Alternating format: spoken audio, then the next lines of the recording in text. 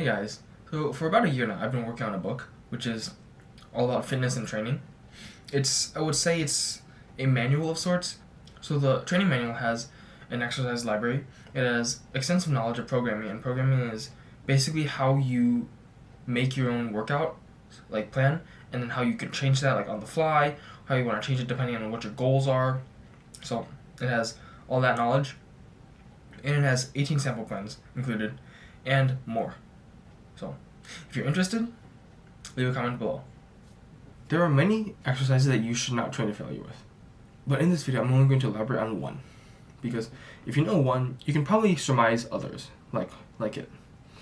The exercise I'm talking about is the Romanian deadlift, where you start off standing with the bar in your hands, and then you basically do an eccentric deadlift until the bar is around your knees, and then you come back up.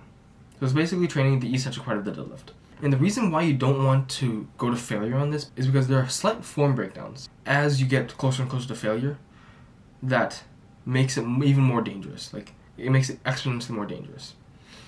With the Romanian deadlift, once you get really close to failure, what is going to happen is other muscles and other structures in your body are going to want to support and help your body because your hamstrings and glutes are going to be getting really, really tired. And so what that's going to happen is you're going to emphasize places where you don't want it to emphasize. You're going to emphasize your lower back, and that's what you do not want. And this is going to be unconscious. You're not really going to notice this. Certainly I didn't, and you most likely will not. I didn't notice this for like a couple weeks, but hopefully you will. Specifically for the Romanian deadlift, slight changes could be your knees move a little bit forward, and what that does is that takes the tension off your hamstrings.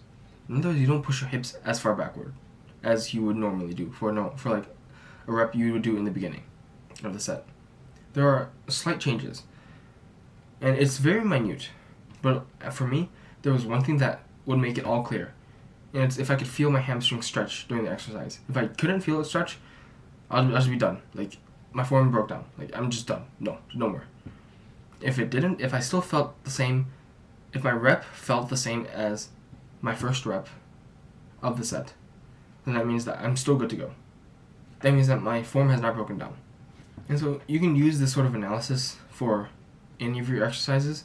Another exercise that you might think of is the stiff leg deadlift, which is really similar to the RDL. Right? It's really similar. And so you don't necessarily want to go to failure on that because your form can break down very quickly with any sort of deadlifts. So all in all, what this video is trying to say is check your form. Right? When you're near failure, really think about your form. Is your form similar to your first rep of the set? Are you feeling the muscles the same as the first rep of the set? Is the quality the same? If it isn't, you probably should stop.